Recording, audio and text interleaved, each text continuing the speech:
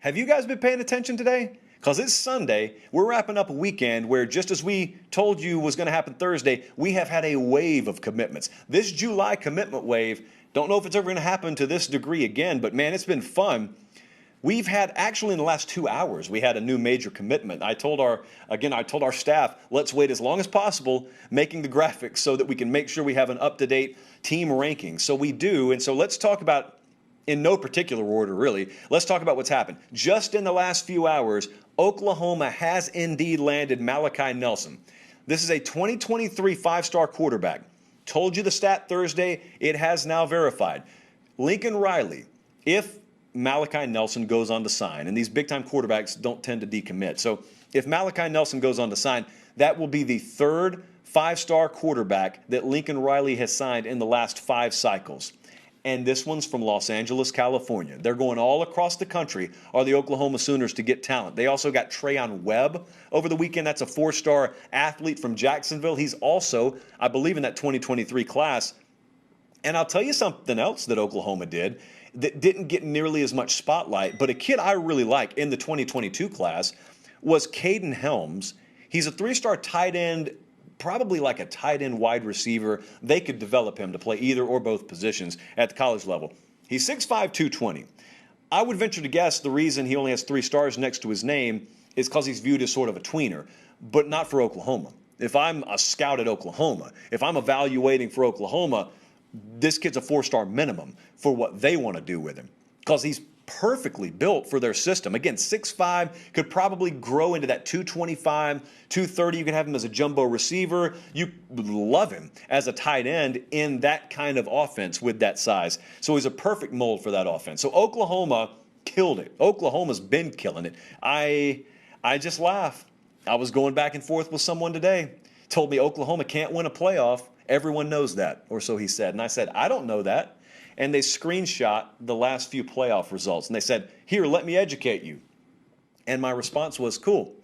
Can we go back in time to 2015 and you educate me how Clemson can't win a national championship just because they haven't? Everyone forgets this. Does no one remember the term Clemsoning around here? Does no one remember how popular that was? They couldn't win it until they did.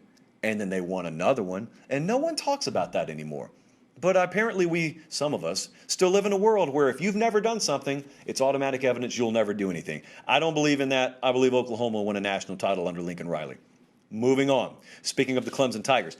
Colin, they better never say again that we don't speak about Clemson enough. Hey, what a weekend for Clemson. Some of the whispers were quieted this weekend. Some of those whispers from people who say, is recruiting starting to tail off a little bit for Clemson? Are they losing some of these battles? Have they lost their bite? Well, then they just pull it out on Saturday morning, and they go and get Keon Saab, and they go get Dalen Everett, and all of a sudden, by sundown Saturday, not many people were doubting Clemson's recruiting prowess anymore. Not that you ever should have been. So Keon Saab commits, that's 4-star defensive back, they're all from IMG. A lot of these kids are from IMG. So he is. Dalen Everett's also from IMG. I love Everett, man. Everett's picture on his 24/7 Sports profile page is about as prototypical for any football player that you'll ever recruit, which falls right in line with the scouting report our guys give on him because prototype's the exact phrase they use. It's the exact term they use to talk about him. He's 6'1", 185. Many people, as I said, were watching these two because there were other players. North Carolina had a lot of love for Dalen Everett. Georgia had some momentum, according to some, for Keon Saab. Now, our man Steve Wiltfong batted 1,000 this weekend. I mean, he nailed every single one of them, and so that's talent. It's God-given. I don't know that you can teach it. Wiltfong is he's got that born with it type talent. But Keon Saab and Dalen Everett, they're both headed to Clemson, and so that bumps the Tigers up, I think, to 13th. But you're looking at their profile right now. You're looking at Saab's profile on the screen, but if you're looking at their profile, they're ranked 13th. But again, they're ultra selective. Clemson never signs a full class because they never need to. But that average star ranking, it's up there at 93.44 now. Again, they've taken 13 guys. They're sitting just over 200 total points. They're not done. They will, here's a pretty safe guess, they'll finish inside the top 10. Moving on, a guy I don't think we talked about Thursday, but also committed, Tyler Booker. This is another 4-star guy. So there was a lot of IMG. There was a lot of IMG traction this past weekend. Tyler Booker, 4-star offensive tackle, could play a couple of different positions, though, from IMG. He commits to Alabama. In 2015, this guy goes to the Nick Saban football camp. He put out a picture of it on Twitter the other day. He goes to Nick Saban's camp in 2015, and he shakes hands, as every kid does, with Nick Saban. And he was pretty big-bodied at that point. But if you're looking at the screen right now, let's take a look at what Tyler Booker became. From a physical stature standpoint, Nick Saban was pretty well developed. He was who he was going to be in 2015. However, Tyler Booker put on about another 1.5 feet, and so now that's him as a junior, standing 6'5", 325. That's the number 4 overall offensive tackle in the country. I was talking to one of our Alabama sources today, and they said, look, the obvious here is he's a primetime player, like he's a highly rated kid, but the reason Bama likes him so much is because Bama, over the last few years, they've shifted their offensive line approach to, we're going to put the best 5 offensive linemen on the field.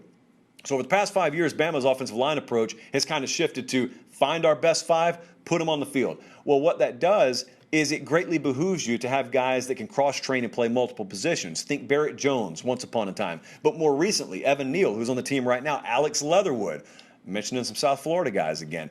Well, that's where Tyler Booker's from. Tyler Booker, of course, they like him at tackle at 6'4", 325.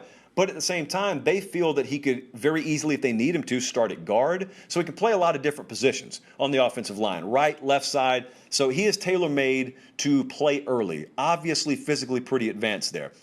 I also wanted to touch on this. Katron Allen is the 4-star running back at IMG. You notice the theme continue here.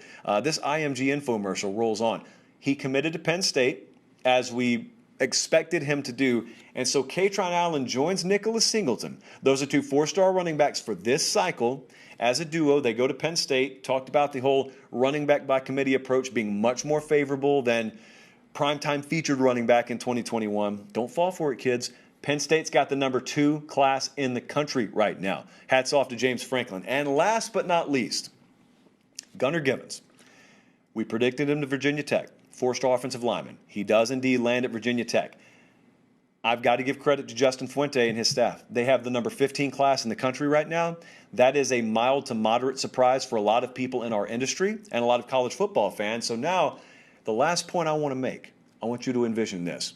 Virginia Tech is sitting there with the top 15 class, and then North Carolina comes in week 1, and Virginia Tech upsets them. It's less than a touchdown spread on that game. How quickly would the story have shifted? Only because I don't like using the word narrative. How quickly will the story have shifted on Justin Fuente from dead man walking before the Virginia game this past year to smoking Virginia at the expense of our wallets, by the way, derailed the Ramen Noodle Express that day. All of a sudden, they smoke Virginia. They keep their jobs. They're landing a big-time class or in the process of putting one together, and then they upset North Carolina week 1. People will look around and say, where'd this come from? That's how quickly it can change in college football. So it was a big weekend, and it's not done. Still several more commitments to come this day. July recruiting wave. It's been a fun time.